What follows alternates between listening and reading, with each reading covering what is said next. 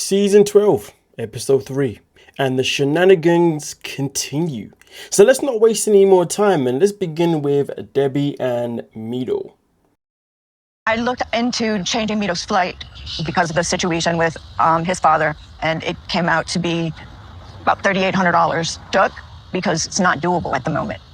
When I messaged him and let him know, he just put no comment. This is a man that only cares about control in this relationship. He wants to make sure that this one will bend over backwards for him no matter what the request is. And the crazy thing about it is he would treat it with the worst attitude possible to see how much he's willing to tolerate his BS. It's crazy because you'd think, in life, you think the older you get, the wiser you get. And the reason why we think the wiser we get, the older we get is because the experiences that we go through in life are meant to mature us. We're supposed to learn from our experience. We're supposed to be better, stronger, more prepared. But for some reason, we're dealing with a woman here that you cannot tell me this is the first time she's experienced a man treated the way this man is treating her. It can't be. I mean, it could be if she was in a long-term relationship with just that one person. That person obviously is no longer with us, and now she's back in the dating pool for the first time. So it could be. But even if you've been in a relationship with the one person for a long time, it still doesn't change the fact that you would have gone through experience with that person anyway of learning the most important thing, and that is your worth. Knowing what your standard is, knowing what your boundaries are. So again, given at the age this woman's at, I don't ever feel sorry for her. I don't ever feel bad for her. This man is going to continue running rings around her like he has from day one. And the maddest thing about it is that she's going to allow this to continuously happen until he finally decides to pull the plug. Now, don't get me wrong. He is an absolute a-hole for doing this. He should know better. A grown-ass man using a woman, a vulnerable woman, to get to the United States. And then also on top of that, to then use her for anything else that he wants from her is absolutely uckers, disgusting, pathetic, grotesque. But like I said before, I still won't feel sorry for her because at this age, you should know better. Hell, this is a freaking mother, for goodness sake. You know, and sometimes you can argue and say that when people become parents, it can actually make them stronger. It can actually create boundaries that are stronger than maybe when you don't have children. Because you're not just thinking of yourself, you're thinking of them. Now, of course, a child is a grown adult. Let's not get it twisted. But I'm just saying. But either way, though, this is Debby's story so far. So we have to wait and find out, obviously, how that develops throughout the season with her and Mido. And it's not looking good. But now we're going to move on to Catie and Josh. You know, I got to say, Josh this season may just be the most delusional person thus far. But let's dive into why. It's something to think about, like going towards marriage, like being on the same page. Do you think? I wouldn't want to have a kid and then, you know, even just the first couple of days of being here, like if we carry on like this, I think need to be stable before having a kid. Like that's kind of my kind of. Can somebody please explain to me why is Josh even in the mindset where he's thinking about marriage, thinking about kids, thinking about stability with Catie? Hell, I don't even know why he even decided to leave the UK to fly all the way to Portland to be with her in the first place. There is nothing stable about this woman. There's nothing promising about this woman. There's nothing positive about this woman. And he wants to talk about, yes, we need to get on the same page before marriage is a thing. We need to get on the same page before children is a thing. And he's not wrong, but the question is, why are you not already on the same page? For me to even consider the idea of making you even my girlfriend, let alone my fiance, let alone my wife, I've got to make sure that we already know how to be on the same page beforehand. I shouldn't have to tell a grown-ass person, hey, we need to be on the same page if we're going to get, come on now. If we can't click in those first few dates, few weeks, few months maybe. And now I've got to ask you, after how long have they been together now? Oh, we need to get on the same page if we're going to get married. What? Huh? You know the thing that I don't like about Josh though?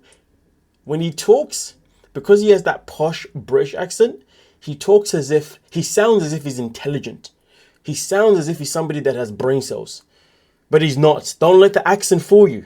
I've been around people like him. They have the posh twang. They speak a clear English. So do I, to be fair, but they have that posh twang.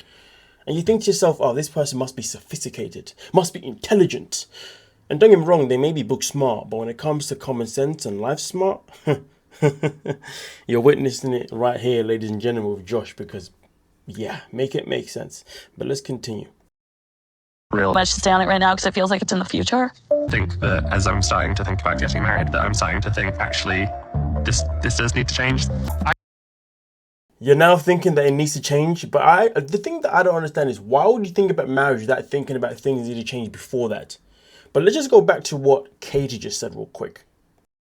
Starting to think about getting married, that I'm starting to think, actually, this, I think, need to be stable before having a kid. Like, that's kind of my kind of real. I should stay on it right now because it feels like it's in the future. He needs to process something. He just expressed concerns, and her reaction was, yeah, we'll worry about that in the future. She's telling her she doesn't give a damn about your concerns. Your concerns are irrelevant to her. They don't impact her life right now. And therefore, she's letting you know that the idea of kids, the idea of marriage with you right now isn't even a thought, isn't even a priority. Which, listen, may not be a bad thing, because if she knows that he hasn't proposed, then why the hell is she going to care about a conversation about marriage? So I get it. And if he's not going to propose, then why would she care about a conversation about having kids? So I get it. But then again, though, who knows? Maybe she's somebody maybe she doesn't want kids. I mean, I'd imagine she's definitely on contraception, considering that she likes to, enjoy herself with all the lads wherever she goes. So she must be obviously protected in that way. But there is that question. So to be fair, though, he needs to ask her another question. Does she actually even want to have kids? Because I don't know if she wants to have kids. And to be honest with you, I hope that she doesn't. Because so far, she's not showing traits of somebody who would be a good parent. Hell, no. She's not showing traits of somebody who would be a good role model to her kids. Let me change that statement. Not parent, a role model. Yeah. But let's get into it. I think that as I'm starting to think about getting married, that I'm starting to think, actually, this does need to change. I want to be able to look at Catie and think of stability and feel secure. And I don't know what that means if we can't get on the same page in the next 90 days, but whether I want to be able to look at you and think brain cells, but I can't look at you and think brain cells. I look at you and I think Muppet. we're actually as compatible as I thought we are. I'm sorry, but if you don't know whether you're compatible with somebody literally from the first, let's be kind. Let's say for the first 5 meetings, not dates, just 5 meetings. To be fair, a lot of people know they're not compatible after just 1 meeting, to be honest with you. So let's just be realistic here. So a lot of the time when somebody goes on a date for the first time, you have a conversation with somebody. That conversation tells you whether or not you want to see that person again. And then obviously if you decide you want to see that person again, it's because you're intrigued by that person. You're thinking, you know what, maybe something can come from this. So let me see them again. Let me give them another chance. You see them again, and guess what happens? That second time you see them again, that's when you really decide, is this person I can be compatible with? So usually I would say on average, it probably takes about 2 dates. But if you want to be generous, then I guess 3 dates, right? 3 days, 3 meetings, whatever you call it. You have been with this woman for how long? And now you're talking about compatibility? And not only are you talking about compatibility, but you're talking about marriage. Not only are you talking about compatibility and marriage, but you're talking about kids. And not only are you talking about compatibility, marriage, kids, but you've already even booked a flight and you're already important right now with this. We don't claim him. We don't know him. He's not from the UK. He's from somewhere else. This level of stupidity is crazy. But I really hope Josh can pick up a backbone, recognize that this relationship is doomed for failure anyway, and recognize that if he truly wants to have children, he needs to think wisely about the woman that he wants to have children with. Because the thing is this, right? It's easy to find someone. It's easy to marry someone. But it's hard to know if you're having a child with the right person. But then again, at the same time, when you look at someone like Catie, the answer can't always be that hard. You can look at it and be like, well, the way you carry yourself, how could I ever envision you being somebody to be a good parent? But then I slap back on the word hard, because sometimes some people can have terrible habits before children, and then when they have a child, they can end up becoming the best person ever because that child changed their life. And then on the other side of that coin, sometimes people can show the best traits possible, being the best role model possible to be a parent. But then when they have a child, they can end up being one of the worst parents in the world. So this is why I say having a child is definitely, choosing someone to marry, it's whatever. If it works, it works, it doesn't. But choosing someone to have a kid with, yeah, now that's when you're really gambling with life. And when I say life, I'm not talking about your life. Talking about that bloody child's life. But either way, though, we'll let Josh continue this relationship, and hopefully it goes in the right direction. Whatever that direction is, I don't know. But now we're going to move on to the next one here, and this one is all about Shea and Annabelle. So why you give money to Allison? Because she probably didn't have any cash, and the kids Sunday morning they're probably just gonna go get biscuits and stuff. Let's talk about this one. So Annabelle has obviously arrived, okay, and this fluff is getting a mind. There we go. And listen, obviously Annabelle has arrived, okay, and she's met Shea's daughter for the first time, and recognizes that Shea's daughter seems to be living a very enjoyable life. So straight off the bat, she's letting her voice be known. Is it too soon though? That's the question. But let's play a little bit more and I'll elaborate. No, she doesn't pay any rent. Why? I mean, I just single mom. I mean, she made her pay rent. Sounds like a free house. It is a free house. Doesn't sound like one. It is a free house. It's crazy, but she's like, well, she's a single mom. So what? Do you know how many single parents there are in this world who have to find a way to pay their own rent? You know, they have to find a way to get a job, and then also not only get a job, but try and get someone to look after the child if the child is not in school, or to try and at least get someone to pick up the child after school if they cannot because they have picked up a late shift, or maybe they delayed to XYZ. But they still got to find a way to pay those bills, and they do. And he wants to say that my daughter's getting a free house because she's a single parent. Don't be such a stupid softie. Huh. Yeah, the reason behind that from Shea is just nuts. I'm a woman already. Well, I understand that, but it's also my daughter. It should be. I've got to touch on that statement, but it's also my daughter. So that's the thing that I find is that. Sorry. Let me not do that again. That was terrible. This is my daughter. Anyway, so here's the thing, right? Why is it there are so many men today who are making their daughters so freaking weak? You know, we talk about women that come from households with no fathers and how it impacts them in relationship with men. But we don't talk about women that come from households with fathers, but fathers that let their daughters get away with anything and everything. I don't know which one's worse, to be honest with you, because boy, the level of entitlement is just nuts. Listen, you cannot raise your daughter in a way where you are not giving her a backbone to be able to survive men that she ends up being with. Look at it this way. I don't know why his daughter is a single mother, but if anything, I could say that the guy that she was with possibly was a guy that she may be allowed to. It was probably a guy that probably took advantage of her in terms of boundaries, in terms of worth, because this dude right here ain't building no boundaries, didn't build no boundaries, didn't build no morals for his child. You know, for a lot of fathers these days, back in the day, fathers would make sure that they teach their daughters to understand how men work. You know, understand, you know, when a man is doing you right, when he's doing you wrong, what you should and should not respect, what you should not tolerate. So many things to give you a backbone. So many things for you to understand what your boundaries will be when it comes to men. So many times fathers will role model themselves in ways where daughters will be like, you know, when I find a man, he needs to be as good as my father. He needs to be as good as my father. The way my father treats my mother. Make sure my mother's this, my mother's that. And at the same time, the way my mother treats my father is the way I should make sure I treat my person. But unfortunately, nowadays, we get parents who are not good role models for their freaking kids. And for me personally, on a personal level, not personally to me, but from a male perspective, it sickens me when I see fathers like Shea who just give his daughter a free ride. Because when you're giving your daughter a free ride, that means when she finds a man, it's going to be a very challenging journey for her because you haven't taught her anything. All you've taught her is that she should just find a man who's just going to give it everything, which then stops her from being taught how to find a man that's going to respect her properly. Moral of the situation and moral of my point is this: Shea, being a soft parent, has done his daughter no good. And this is not a bone to pick with Shea. This is a bone to pick with just old men who are soft with their daughters. Tough with their sons, but soft with their daughters. Doesn't make any sense. Be tough with both of your kids. The man's role, in my humble opinion, is to be tough with your kids, regardless of the gender. And when it comes to the mothers, they're the ones that show their kids the loving, the caring side. Do you see what I'm saying? That TLC stuff. Yeah. But no. Shea wants to give his daughter a free ride in a fancy car. What a clown. The children taking of the parents because she's grown already. She asking money for her, and she always asking a favor. Want to be an ever stepmom, but this need to change.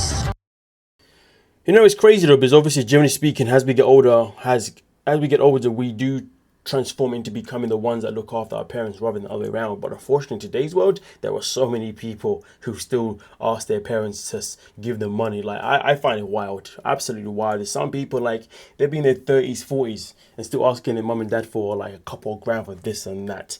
I mean, listen, if it makes sense, I can understand it, but there's some people do it in a taking advantage type of way. It's actually just ugh. So anyway, she's got a point, and to be fair, this is the point here, because when it comes to Shea and his daughter, she's asking for money for things that aren't necessarily a big deal in terms of, oh, I just want some money for some food.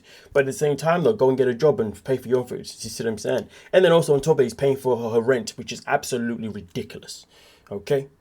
But hey, if Shea wants to parent this way, let him parent this way, because to be honest with you, the way he looks after himself anyway with the drinking and the madness doesn't surprise me in any shape or form. But it is what it is. It is what it is, because the man is a train wreck, so why the hell would I expect any other better standards for him? But with that being said though, we shall see how things go with Annabelle and Shea. But the question that I want to ask you is, do you think Annabelle is overstepping by speaking so soon about his parenting? Or do you think she has every right to step in straight away and say, hey, hold on a minute, you know you're letting your child take advantage of you, right? Give me your thoughts on that one. Give me your thoughts. But now we're going to move on to Mallorie. Oh, dear, dear, dear me. Mallorie. I have a really good friend named Brandon. I wouldn't say Brandon and I have dated before, but I think the term for our arrangement was friends with benefits. So this man is still in your life, and you want this man to still be in life. Now you want to marry Rasit. Okay, cool. Even though you know that this is going to make Rasit uncomfortable because you and him have had an intimate past in the past, and Lord knows when the last time you two even had that as well. And let's be real, no man wants you to be going crying to him every now and then when you're upset because you've had a dispute with your partner, and then you go crying to the person that you was intimate with. Come on now, that's just not. Raj is used to culturally, women don't hang out with men typically. My ground and just say, look, you guys have your culture and I respect it, but it's not going to change. But it's not going to change. Ah, damn. You know, it's crazy because obviously she spoke about culture. Now, of course, when it comes to him and culture, men and women don't be friends. All right, cool. But this one isn't even about culture. This is more about the fact that you are friends with a man that you used to sleep with. That makes things completely different. That's a whole different conversation. But hey, she's an American and she's going to stay true to her own word. And you're about to find out. So just because Raj is having a problem with Brandon because of something that happened in the past, it's not a good reason to end a friendship over. So she'll happily lose this man due to the fact that it's not a good enough reason, even though it is a good enough reason, but okay. At this point in my life, I really don't want a man telling me what I can and can't do. Oh, You must listen. no, you're not going to sit there and control me. This isn't Turkey. You're coming to America, point blank, period. She's a real American, ladies and gentlemen. She's a real... You're coming to America, man. So you got to do what we want, all right, man? You got to do what we want. Live life every day. The way I want you. I'm doing too much, I know. Clearly, it's what I do all the time. But let's get into the nitty and gritty of what's going on here with these two. And this is why I said Mallorie. Oh, this is going to be a long journey for these two. I don't know what this man's doing, to be honest, if he's a clown. But to be fair, what he's about to do next... irritating. But let's talk about this woman real quick. Just because he's coming to America doesn't mean that things change in certain ways. The matter of the fact is, this is all about respect for one another. The fact that she doesn't care to respect him in this situation is crazy business.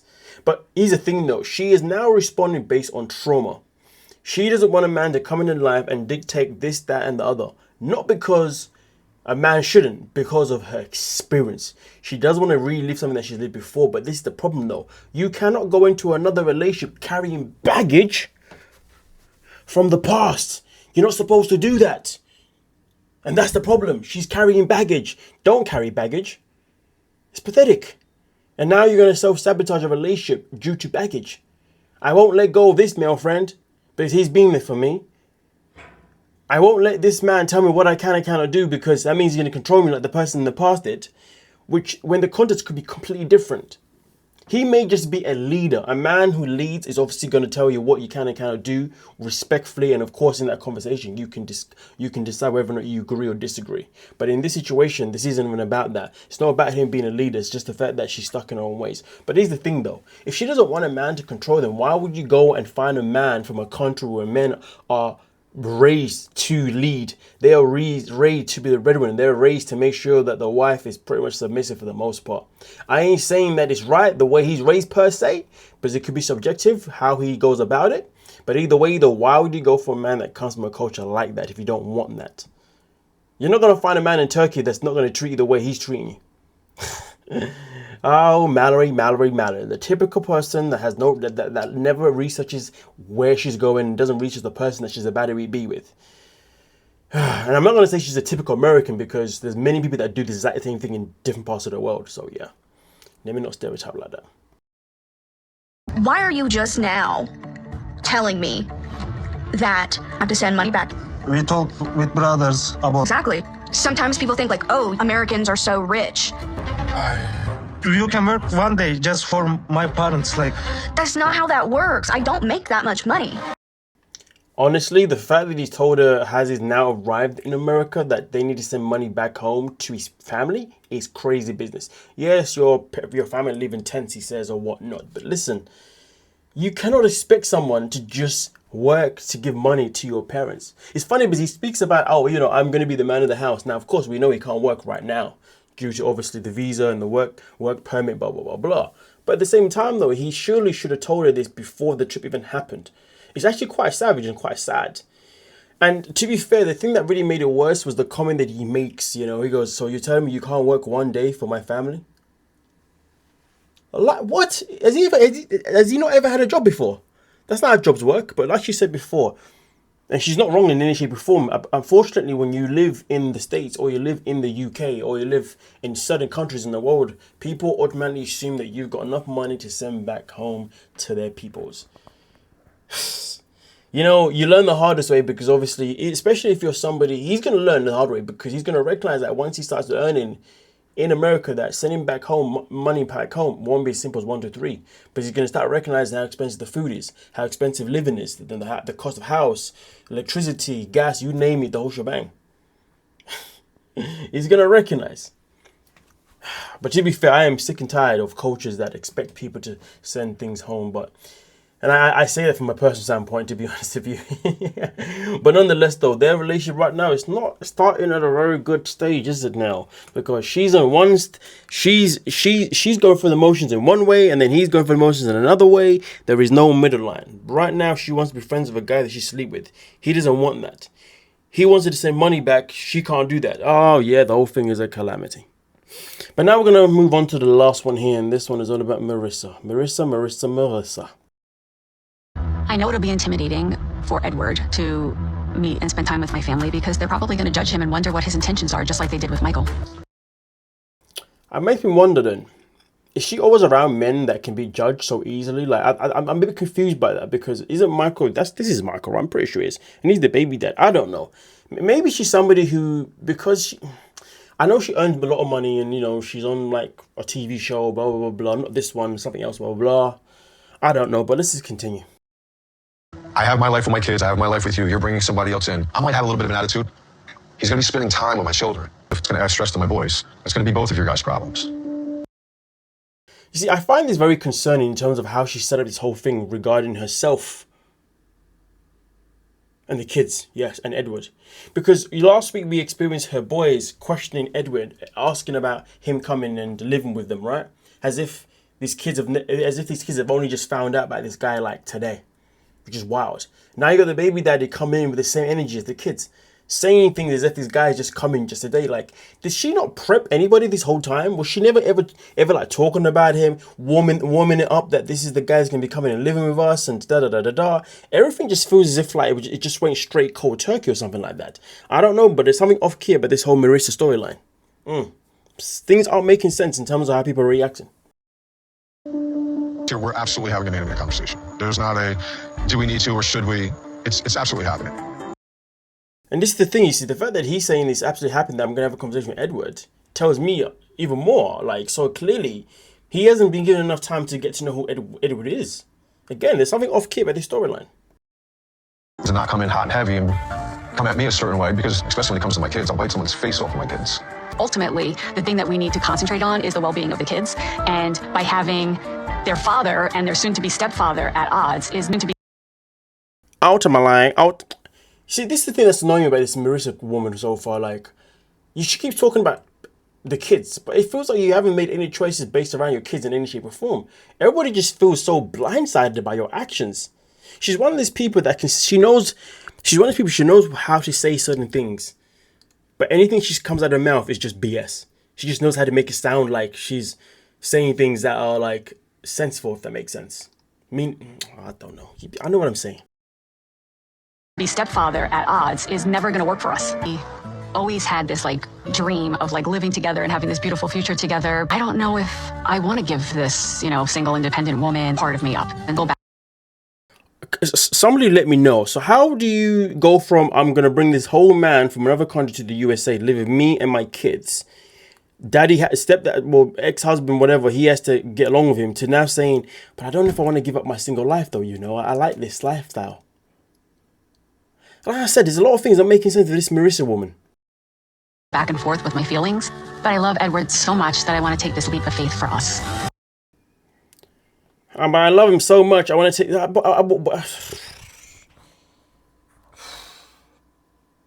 Okay, I get it. Okay, I get it. She's enjoyed her life for the past 7 years, this single life. But now she's got somebody, it's making her feel a bit nervous. And because she's feeling a bit nervous, it makes her think about what she's given up.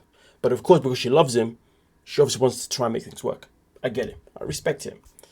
But it seems to me as if, like, maybe this is the reason why this whole time she hasn't properly introduced her kids to this Edward guy before him moving in. Or properly introduced this idea of this guy to her baby daddy. It just feels like she's just woke up one day and said, you know what, F it, I'm going to try and give this a try because I'm going to try and make this relationship work because I want to be this guy. And I'm just going to tell everybody about him and they all have to get on board no matter what. That's what it feels like. You let me know, folks. You let me know. Either way, though, the season is still early. It's still early. So, hey, ho. But listen, stay tuned for tomorrow. Because remember, tomorrow we've got the tell-all. But before the tell-all, though, there will be another upload today. So stay tuned for that as well. But yeah, tomorrow, I can imagine it's going to be explosive. But the tea I got coming out next today, it's going to be explosive as well. So make sure you hype the video, you subscribe, you like, you do all of those nice things that you like to do for me and for yourself. Anyway, have a great day. Thank you so much for your time.